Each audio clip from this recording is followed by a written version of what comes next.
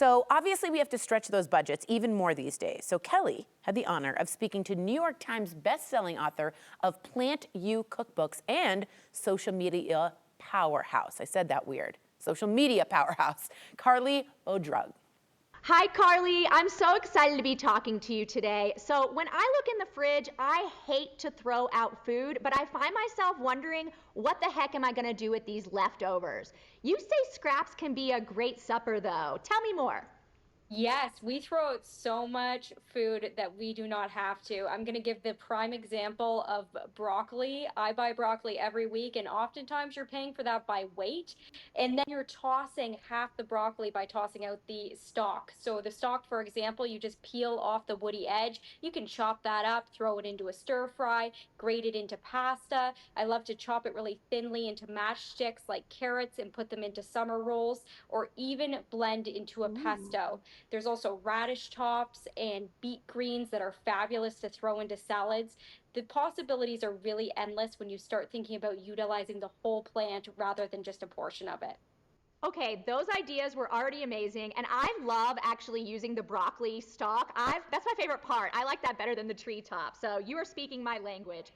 Okay, I know you make meals that are super affordable, and I'm talking like $2.50 affordable. So where do we start?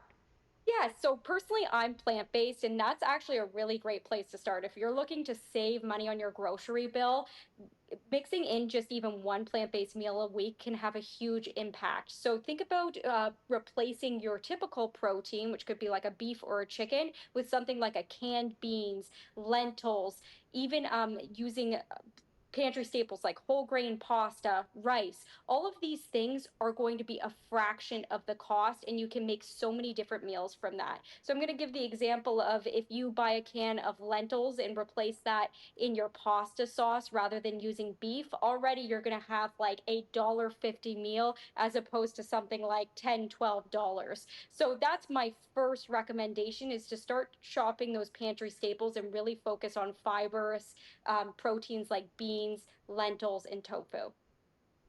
And let me tell you this, let me actually ask you this. You're still getting that protein there, right, from the lentils? Absolutely, you are. These plants all have protein. So, no matter what plant you're eating, even broccoli has protein. But if you're looking for a really great protein source, tofu is fantastic and it's really affordable as well. You just got to know how to cook it. So, rather than eating like, think of tofu like chicken. I often see people think that they're going to eat it raw and it's going to taste good, but you got to flavor it. Barbecue sauce, soy sauce, air frying it will go a long way, and it's going to give you a great amount of protein for a really affordable price. Carleigh, I have to ask, why do you believe in a plant-based diet, and how can you maybe inspire some of our viewers to try it out? Here's the thing. I think there is so much misinformation about diets in general online, but one thing that we can all agree on is that we need to eat more vegetables. So if you are trying to maybe mix in more plants into your life, we know colon cancer rates are on the rise and we all need to be eating more fiber. One of the simplest ways we can do that is by just adding more plants to our plate. That's why I believe in this. I'm not necessarily trying to convince everybody to go vegan, but swapping in, your lentils for beef, trying tofu instead of chicken a few times a week is going to give you a long way to increasing fiber and vegetables in your diet, being friendlier on your wallet, friendlier on the planet, and of course, better for you as well. Right. You are an inspiration. I love this. Okay, before we let you go, what are your 3 golden rules to meal planning?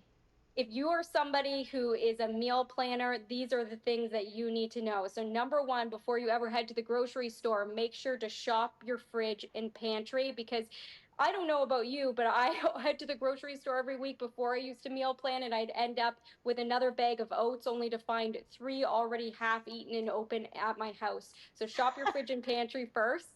Also, make a meal plan. So this doesn't have to be fancy. You don't need any like crazy app or anything. Get a piece of paper, write down Monday to Friday, um, breakfast, lunch, and dinner, and write down what you think you're going to be eating that week, and then devise a shopping list from that. And that's going to take you a long way to coming to the grocery store and not overspending and buying a bunch of food that you're actually not going to eat.